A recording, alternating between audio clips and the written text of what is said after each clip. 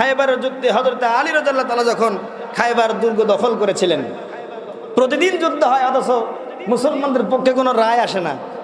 হযরতে রাসূল করিম সাল্লাল্লাহু আলাইহি ওয়াসাল্লাম বলতেছে, আমি আগামীকাল এমন একজন বীর সেনাকে খায়বারের যুদ্ধে পাঠাবো যার হাতেই আল্লাহ রাব্বুল আমিন বিজয় দান করবেন। হযরত ওমর রাদিয়াল্লাহু তাআলা বলতেছিলেন, সারা রাত আমার ঘুম হয় নাই, আমি কি ওই ব্যক্তি হতে পারবো? সকালবেলা বললেন, আলী আসো, এই যে রাঙা তরবারি নিয়ে যাও খায়বারের যুদ্ধে, খায়বারের ময়দানে তোমার লড়াই হবে।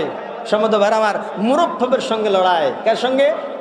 মুরফফের সঙ্গে লড়াই। এইটা বলেই শেষ করে দেবেন ইনশাআল্লাহ তাআলা। মুরফফের সঙ্গে যখন লড়াই হয়, হযরত আলী রাদিয়াল্লাহু তাআলা খায়বারের প্রান্তরে যাওয়ার পরে কাফেরদের সঙ্গে যখন লড়াই করবে, মুরফফ বলতেছিল, কাফেরদের সঙ্গে যখন লড়াই চলতেছিল, মুরফফ বলতেছিল যে, আলী আমি তো তোমাকে ভালোবাসি, আমি তোমাকে মহব্বত করি, তুমি ছোট মানুষ, তুমি কেন আসছো এখানে? তো সুতরাং তোমার স্ত্রী পুত্র ছেলে মেয়ে যদি মহব্বত ভালোবাসা যদি তুমি ত্যাগ করতে না যাও, আমার চোখের সামনে থেকে, আমার তরবারের সামনে থেকে সরে যাও, নতুবা এই এখন পর্যন্ত আমার সামনে এসে কেউ কল্যার সাথে নিয়ে যেতে পারে নাই। হযরত আলী রাদিয়াল্লাহু তাআলা বলেন, ও মুরাফফাব, তুমি কাকে ভয় দেখাতেছ? আমি হলো সেই বাঘ যে আল্লাহ রাব্বুল আমিন সমগ্র পৃথিবীর কাফেরদের জন্য আল্লাহ রাব্বুল আমিন আমাকে বাঘ বানায় পাঠাইছে, সুতরাং আমার সামনে থেকে তুমি সরে যাও, সুতরাং তোমার খবর আছে।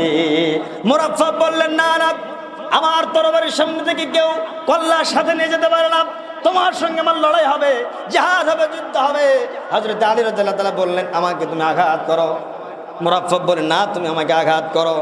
হযরত আলী রাদিয়াল্লাহু তাআলা বলেন, মুসলমান কখনো, ইসলাম কখনো কাফেরদের আগে আঘাত করে না। প্রতিহিত হতে পারে, তারপরে আক্রমণ যদি কেউ করে তারপরে তাকে প্রতিহিত করে, পাল্টা উত্তর দেয়, জবাব দেয়। মুরাফফাব এবার রাঙ্গা তরবারি নিয়ে হযরত আলীর দিকে যখন রাঙ্গা তরবারি নিয়ে যখন সামনের দিকে অগ্রসর করলেন, আল্লাহ রাব্বুল আমিন বলতেছেন, হযরত জিবরাইলকে বলছেন, জিবরাইল যাও যাও, আমার আলীকে এমন একটা পাওয়ার দিয়ে দান করে দাও, এমন একটা শক্তি দান করে দাও, যাতে করে মুরাফফাব আজকে এই জায়গা থেকে আলীর হাতে জীবনের মতো বিদায় নেয়। সম্মানিত ভাইরা আমার, হযরত আলী রাদিয়াল্লাহু তাআলা রাঙ্গা তরবারি নিয়ে আল্লাহু আকবার বলে মুরাফফাবের মাথার উপরে একটা কূপ দিলেন।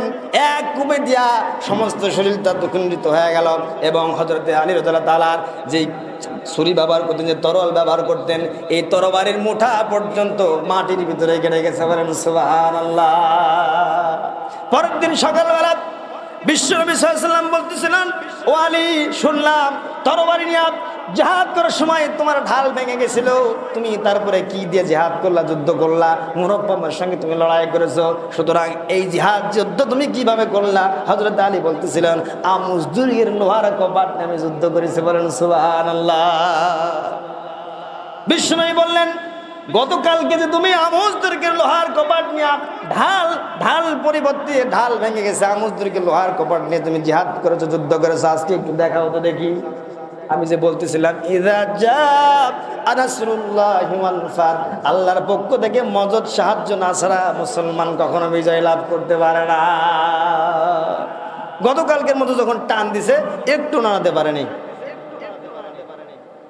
হযরত আলী রাদিয়াল্লাহু তাআলা একটু মলিন হয়ে গেলেন, মন খারাপ করলেন।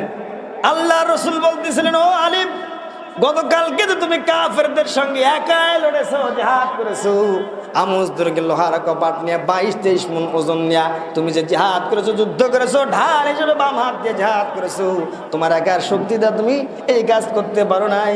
আল্লাহ রাব্বুল আমিন তোমাকে সাহায্য, বিজয় দান করেছে, বিদায় তুমি লড়াই করতে পেরেছো। বলেন সুবহানাল্লাহ। এখন আমরা যে পরিবেশে আছি, আল্লাহর কাছে সাহায্য, বিজয় চাওয়া ছাড়া আমাদের আর কোনো উপায় নাই। কারণ নেট বন্ধ, লাইভ করলেই তো ঝামেলা, বুঝুন না, ইন্টারনেট কানেকশন বন্ধ, ওয়াইফাই কানেকশন বন্ধ, যা বসাও, রাতারাতি বসা দিয়ে 7টা চত্বরের মধ্যে একদম গুম করে দাও, কোনো সমস্যা নাই। কিন্তু আজকে আপনারা যাদের বুক খালি করতেছেন, ইনশাল্লাহ সময় আসতেছে আপনাদেরও বুক খালি হবে। হবে না? হবে না? হবে। আল্লাহ রাব্বুল আমিন আমাদের সকলকে বোঝার তৌফিক দান করুক। আসসালামু আলাইকুম ওয়া রাহমাতুল্লাহি।